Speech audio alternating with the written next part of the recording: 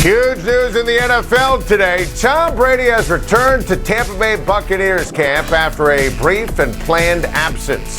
Obviously, this is great news for Tampa, but between the missed time for Tom Brady and the injuries to his offensive line, I am not feeling good about the Buccaneers and Tom Brady this season. Aaron Sidney got hurt over the weekend. He's done for the year. That's huge. Ryan Jensen, that injury, killer. An absolute killer. Ali Marpet retired. Alex Kappa is now a body protector for Joe Burrow. Tristan Wirfs, sounds like he'll be okay, but we're talking about one of the best tackles in the NFL who's day-to-day. Brady not being at Bucs training camp for a week is huge. I mean, that's not Tom Brady, who's all about work and dedication and, the whole thing with the retirement and then going back and then getting Arians fired, which I agreed with. And now the issues with the offensive line. I mean, this is kind of a big deal here for Tampa Bay. And it all really slams home my point, which I wasn't wearing oven mitts when I made it in the offseason. The New Orleans Saints are going to win the division. I feel much better about New Orleans this year than Tampa Bay. And I know betting against Tom Brady never makes any sense, but he is 45. He missed a week of training camp. The offensive line is a mess. And I love Jameis Winston and the Saints offense this year. And Jameis Winston, I think, now with big-time weapons around him, Michael Thomas, remember, didn't play it down for the Saints last year. Then you factor in Chris Olave, you factor in the ability to go out and get Jarvis Landry. Winston himself, who had a foot injury in early August, he just returned to the 7-on-7 drills. I'm telling you, I love these pieces. Alvin Kamara is one of the best all-around weapons in the game. I think the Saints' defense is better than the Buccaneers' defense. I really believe that. Two excellent defenses, but Honey Badger, to me, changes everything for the New Orleans Saints and their defense. There's just been something weird, something funky about this offseason in Tampa Bay, this preseason in Tampa Bay.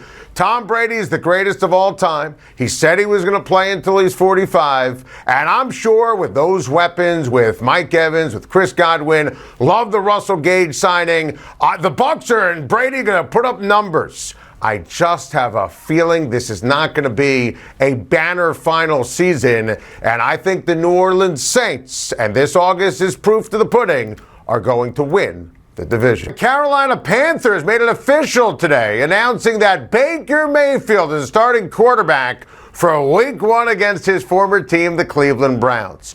This was the right move, the only move for Matt Rule and the Carolina Panthers. Let's be crystal clear. Even when they tried to fake it, there was no quarterback competition. Competition was in air quotes, and that's why I guaranteed Mayfield was going to be the starter when they made the trade, and why I was against Sam Darnold even getting reps with the first team during training camp. Baker Mayfield started out his career in Cleveland, first 2 years, great. Last 2 years were a struggle. I'm telling you right here, right now, he is going to lead Matt Rule's team to a victory Week 1 against his old team, the Cleveland Browns, on the NFL on CBS. I think that Baker Mayfield under Matt Rule this year, with the chip on his shoulder, after they kicked him out of Cleveland, how he was kicked out of Cleveland, after not playing well, and I'm not a fan of Baker Mayfield in any way, shape, or form, I think with the weapons they have at wide receiver, with Christian McCaffrey, with a legit defense, I think that Baker Mayfield is absolutely going to shine and going to dazzle and get his name back, get his game back. Sam Darnold, come on. He never had a chance to be the quarterback. He was dreadful last year for Matt Rule. This is a hot seat season for Matt Rule as the head coach of the Carolina Panthers. No chance. He was going to go down in flames with Sam Darnold as his quarterback. I bet you Baker Mayfield not only beats the Cleveland Browns week number 1, I think he's going to have the Carolina Panthers in contention all season long in Carolina, and I'm excited to watch it. That was Deshaun Watson addressing the media on Thursday after the news came down that the NFL and the NFLPA had agreed upon a settlement that suspends Watson for 11 games this season for violating the league's personal conduct policy. In addition to missing those games, Watson is going to be required to pay a $5 million fine and undergo mandatory counseling as part of the agreement. Watson is eligible to return Week 13 against his former team, the Houston Texans. Now, this story broke late last week when I was on vacation, and we said before we went on vacation, Deshaun Watson needed to be suspended for an entire season. So I am very disappointed that he is going to play football this year. Deshaun Watson is a sexual predator, and that behavior absolutely egregious, and I'm very disappointed that he's going to see the field. I do appreciate why the NFL didn't want this going to court or didn't want this to linger during the course of the season, but I think this is a loss for the NFL that Watson will play for the Cleveland Browns at some point this season. Now, you look at the Cleveland Browns schedule on the field as you make that segue. 11 games, and it's a tough schedule. If I'm Cleveland, I'd trade for Jimmy Garoppolo. I would absolutely trade for Jimmy Garoppolo, who will give the Cleveland Browns a greater chance to win these games and maximize the weapons and a tremendous defense than Jacoby Brissett. I like Jacoby Brissett. I like Jacoby Brissett a lot as a person. Big-time leader. Everyone loves him. He's QB 30 to 40 if you were doing a quarterback ranking for quarterbacks in the National Football League. Jimmy Garoppolo, I'd put him in the 17 to 25 range. So I would make a trade for Jimmy Garoppolo. I think that'll, at the end of the day, give Cleveland the best opportunity to win 6 or 7 of those games when Deshaun Watson is suspended for the 11, because it's set up for Watson and the whole thing is ooey and grotesque and ugly. Watson has a great opportunity to play down the stretch of the season, play well down the stretch of the season, and if the Browns want to salvage this campaign, the Cleveland Browns absolutely need to make a trade for Jimmy Garoppolo, because then Deshaun Watson, and this is gross, has a chance to wear the Superman's cape for Cleveland in the final month of the season. Welcome back, time to shine. Lots of great stuff to get off my chest on a Monday. Big win for my New York Yankees yesterday to avoid being swept by the Toronto Blue Jays. And listen, this was an important victory to get in the win column finally, but the Yankees are still in the midst of an epic slump. Heading into the Subway Series against the Mets, and, felt nice to get a win on Paul O'Neill Day, but Yankees lost this series to Toronto, which is not a surprise, because the Yankees have lost 6 straight series. Look at the record in August, 5-14. Begs the question, how the hell did they even win 5? Look at the batting average. Look at the ERA. They can't hit. They can't pitch. They can't field. They're fundamentally unsound. And you see what's on the screen right here? Is a bad baseball team. For a month and a half, an unwatchable, unmitigated disaster. Good thing April, May, and June still count in the standings, because since July, awful. And now you have to face Scherzer and DeGrom and the Mets. And I told you for months, even when the Yankees were off to that historic start, it was the Mets that had the better feel of the New York baseball teams. And, you take a look at what at the end of the day, you take a look at what the Mets did yesterday. And, you can make the case in a season filled of great wins. Yesterday was the best of the bunch. They were down 3-0 yesterday in Philadelphia. Great Philly team before Derriere hit the seat to watch, and then you saw them come back after a rain delay. Canyon with the homer, Nimmo getting it done. The Mets right now, they have someone pitching who was, working as a banker a year ago. Everything the Mets do right now is absolutely spot on. Everything the Mets do, and the Fisher story is incredible, everything they do It's right. You watch them, you feel great about the Mets. The Yankees, they're just an unmitigated disaster with no hope in sight. The New York Yankees have no chance of going to the World Series this season. Sad when you consider the start of the campaign. I gotta get this off my chest. My guy, Patty Mahomes, already in midseason form. The AFC West is loaded. But I'll tell you something right now.